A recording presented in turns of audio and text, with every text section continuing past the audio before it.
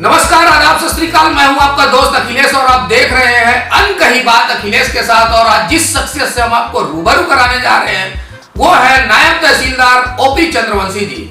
उनके बारे में हम बताना चाहेंगे कि उनके जीवन की कहानी बहुत ही संघर्षों से भरी रही है और हम उन्हीं से जानेंगे उनके जीवन की कहानी।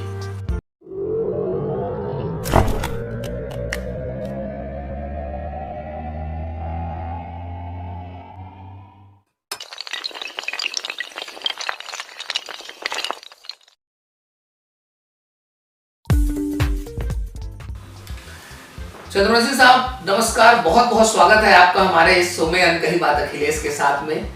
और हम आपसे जानना चाहेंगे आपके संघर्षों की कहानी।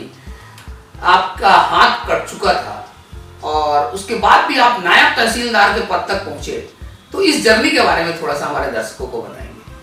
धन्यवाद अखिलेश जी। मेरा जो मैं नेटिव प्लेस जो है मेरा कौंधा है। कौंधे के एक छोटे से गांव को मैं रहने वाला हूँ। मोहगांव करके पंडरिया ब्लॉक में है। और मेरा स्कूली जो शिक्षा है 1ली से 10वीं तक के वहीं गांव में ही हुआ।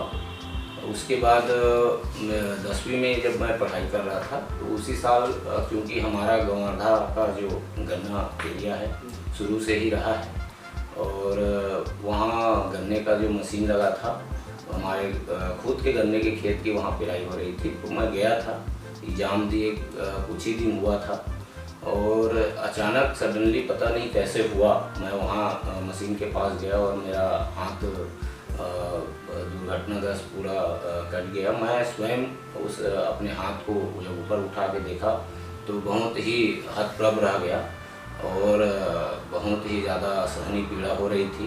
परंतु उन पीड़ा के बीच में मेरे को सबसे ज़्यादा पीड़ा हो रही थी कि मैं कैसे हो गया, कैसे मैं स्टडी करूँगा, क्योंकि मैं शुरू से ही पढ़ाई के प्रति बहुत संवेदनशील रहता था। क्योंकि मैं देखा था अपने घर में मेरे माता पिता बहुत ही सामान्य घर से थे, कितना मेहनत करते थे और वो लोग पढ़ाई ज़्यादा नहीं करने के बावजूद हम लोग को इतना ज़्यादा अप्रिशिएट करते थे, पढ़ो पढ़ो करके। तो एक प्रकार का वो था, तो बहुत ज़्यादा रहा। लेकिन ईश्वर की कृपा से मैं हार नहीं माना। 11th-12th में बहुत ज़्यादा ये होने के बाद भी यहीं इसी हाथ में ही मैंने विकल्प किया। और ईश्वर बोलते हैं कि कुछ लेते हैं कुछ देते भी हैं। तो 11वीं-12वीं में उस साल सबसे बड़ी बात ये थी कि मैं अपने 10वीं में पूरे अपने बोर्ड में अपने स्कूल में टॉप किया था। और इसी के चलते मुझे रायपुर में जब मैं गया तो श्री गुरु जाति हायर सेकेंडरी स्कूल में मुझे एडमिशन मिला। और उसके पश्चात मैं 11वीं जो BSc है बायो में और DCA प्लस कवर्धा से मैंने किया PG कॉलेज से। और वैसे करते करते जब MSc में कर रहा था, क्योंकि घर परिवार उतना अच्छा मजबूत नहीं था, तो एक ऑफ़र आया मेरे भैया इंग्लिश मीडियम स्कूल खोले थे, तो उसमें मैं प्रिंसिपल ग्रुप में ज्वाइन किया, साथ में पढ़ाई भी कर रहा था।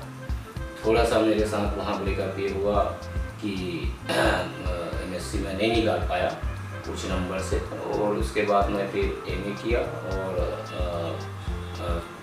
शिक्षा कर्मी का एग्ज़ाम आया तो वर्ग 2 ग्रुप में मैं नियुक्त हुआ। तो लगभग 6 साल शिक्षा कर्मी ग्रुप में रहा। बच्चों के ग्रुप में के साथ मुझे बहुत ही आज भी बच्चों के साथ रहना अच्छा लगता है। तत्पश्चात मैं PSC की ओर मुड़ा। मेरे को लगा कि मैं और ज़्यादा आगे आकर समाज को और लोगों को, क्योंकि गांव गरीब किसान को मैं देखा था, ज़मीन से जुड़ा हुआ व्यक्ति था, तो क्यों ना वहां पहुंचा जाए। तो गांव में ही रह के मैं PSC प्री वगैरह की तैयारी किया। मेंस के लिए 3-4 महीना बिलासपुर में ही कोचिंग किया। फिर मैं सेल्फ स्टडी से ही child development project officer 2014 PSC से मैंने निकाला और फिर पीछे नहीं मुड़ा। कुछ काम के नाम से थोड़ा सा बीच में ब्रेकअप हुआ, लेकिन मेरे को फील लगा कि इससे भी ज़्यादा मैं वो प्रशासन में आकर कर सकता हूँ। तो मैंने फिर नायब तहसीलदार ज्वाइन की। लेकिन मेरा पड़ाव यहाँ रुका नहीं है, क्योंकि मैं समझता हूँ कि प्रशासनिक पद जो है राज्य का सर्वोच्च डिप्टी कलेक्टर है। मेरा लक्ष्य आज भी डिप्टी कलेक्टर है, क्योंकि वहाँ जाके और मुझे कुछ अधिकार मिल जाएंगे, इसमें जनता को मैं ज़्यादा अधिक से अधिक लाभ पहुँचाने का प्रयास कर सकता हूँ। चंद्रवंशी साहब, जब आपका हाथ कट गया और एक अजीब सी स्थिति हो जाती है आदमी की जब आदमी अपंग हो जाता है। और जिससे आप लिख रहे थे, राइट हैंड है आपका, तो कैसे मतलब आप मैनेज किए, कैसे अपने माप को मनाए हो, कैसे किया आपने मैनेज? मैं तो काफ़ी दिन तक बहुत ही ज़्यादा, मेरे घर वाले भी बहुत ही ये रहे। एक तो सबसे बड़ी बात ये था कि किसी भी परिस्थिति में हाथ को बचाना था, क्योंकि हम बहुत हाई फाई वो तो थे नहीं कि बड़े बहुत लंबा या दूर के हॉस्पिटल में ले जाएं। सामान्य पहले तो कबीरधाम में ही मेरा इलाज चला, उसके बाद वहाँ बोले कि थोड़ा सा दिक्कत है, काटना वगैरह पड़ जाएगा हाथ, तो रायपुर रिफर के वहाँ इलाज वगैरह करा के फिर इतना तक हुआ। लेकिन मैंने ये सोचा कि ईश्वर पूछ लेता है, तो मेरा मतलब शुरू से ही वो है, क्योंकि मेरा एक सपना जो है उसमें निष्फल हो चुका था। मेरा ये था कि मेरे को उसमें जाना था, आर्मी में। मैं 10th पास करके उसकी तैयारी करने का मेरा एक लक्ष्य था। तो ज़रूर बहुत ज़्यादा मेरे को हुआ। जब मैं पढ़ाई 11वीं 12वीं में लिखता था तो यहाँ से ब्लड आना शुरू हो जाता था, लेकिन मैंने वो किया कि मेरे को स्टडी करना है, क्योंकि शिक्षा के अलावा मेरे जीवन में और कुछ नहीं। फैमिली बैकग्राउंड कैसा है? फैमिली बैकग्राउंड मेरा बहुत ही सामान्य है। मेरे माता पिता जो है कृषक हैं, माँ हाउसवाइफ थी, और हम लोग 2 भाई हैं। मेरे बड़े भैया अभी ASI हैं और मैं इस पद में हूँ, और मेरी वाइफ मैं मैरिज हो गया था, साथ साथ सब जीवन में चला, शादी भी जल्दी हो गया था, और मेरी वाइफ हाउसवाइफ है, 2 बच्चे हैं मेरे। ये है। चंद्रवंशी साहब, कहा जाता है कि हर सफल आदमी के पीछे एक औरत का हाथ होता है, तो क्या ऐसा कह सकते हैं कि आपकी सफलता के पीछे भी आपकी धर्मपत्नी का हाथ है?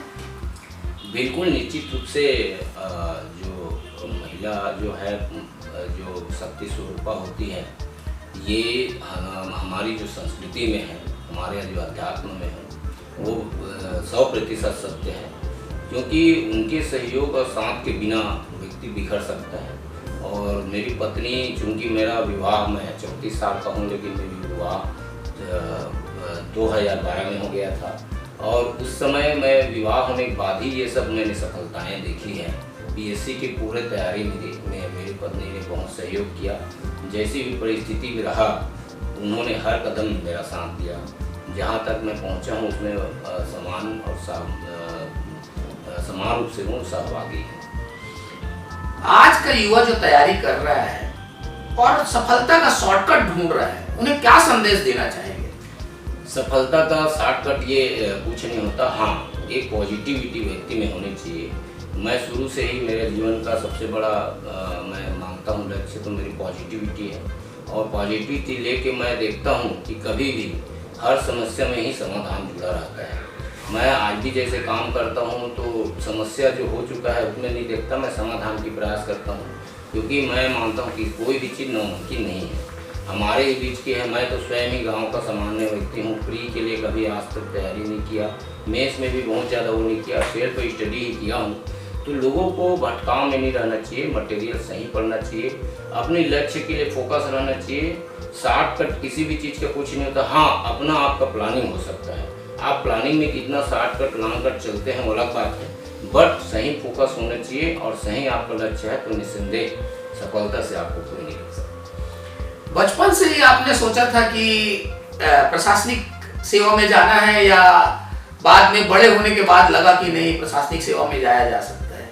सही रूप से कहा जाए तो 10वीं तक तो हमको कुछ मालूम नहीं था, गांव में गिल्ली डंडे और क्रिकेट खेलना, और हाँ पढ़ाई के लिए लेकिन मैं हमेशा संवेदनशील रहा। 10 बजे सुबह उठ जाता था, और एक जो गांव में ही बाबूजी कहते थे, उनके यहाँ उनके बेटे थे, उनके यहाँ हम लोग एक रूम था, उसमें 3-4 लोग रुक के, गांव में भी हॉस्टल टाइप, मतलब घर खाना खा के पढ़ते थे। और वहाँ एक भैया थे, वो हमको 4 बजे किसी भी परिस्थिति में उठा देते थे। तो शुरू से हम लोगों का ये था। और मैं 10वीं तक के तो ऐसा कुछ नहीं था, 11वीं 12वीं में रायपुर गया, जरूर कुछ जाना, लेकिन फिर भी PSC के बारे में ये एक मिथक था कि बहुत ज़्यादा लिखना रहता है, पढ़ना रहता है, अच्छे घर के लोग ही पहुंच सकते हैं, हम तो हमारे लिए तो सपने की बात है। परंतु बाद में जब मैं टीचरशिप में आ गया और तैयारी हमने करने का प्रयास किया और भी, तो उस समय फिर मेरा लक्ष्य हुआ कि क्यों ना हमको भी पहुंचा जाए, ज़्यादा अच्छा लोगों के लिए करने। जैसा कि हम देख रहे हैं कि आपका हाथ कट गया था जी। और 10वीं क्लास में हाथ कट गया, तो कभी ऐसा लगा नहीं कि अब पढ़ाई लिखाई नहीं हो सकती या पॉसिबल नहीं है, लिख नहीं पाएंगे? कभी ऐसा अंदर भाव नहीं है अंदर से?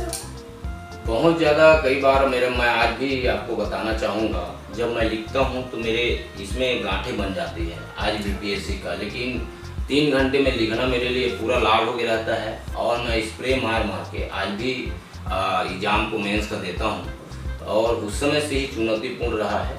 लेकिन मैं ये वो करता हूँ कि हार नहीं मानना है मेरे को, आगे बढ़ने के लिए चाहे जो भी हो मैं कोशिश करूँगा।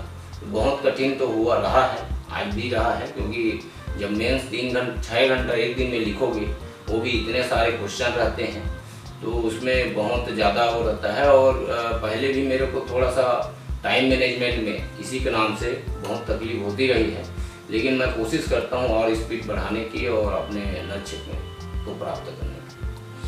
दोस्तों, जैसा कि आपने देखा, चंद्रवंशी साहब का हाथ कटने के बाद भी वो आज नायब तहसीलदार के पद में है और आने वाले समय में हो सकता है कि वो हम उनको डिप्टी कलेक्टर के रूप में देखें। तो मैं यही कहना चाहूंगा जितने भी युवा देख रहे हैं हमारे इस शो को, कि कभी भी जीवन में हिम्मत नहीं हारना है और ऐसे इंस्पिरेशन जो कि गांव से निकलकर आज नायब तहसीलदार बने हैं, ऐसे लोगों को अपने प्रेरणा के स्रोत बनाएं और आप कुछ भी हासिल कर सकते हैं अपने जीवन में।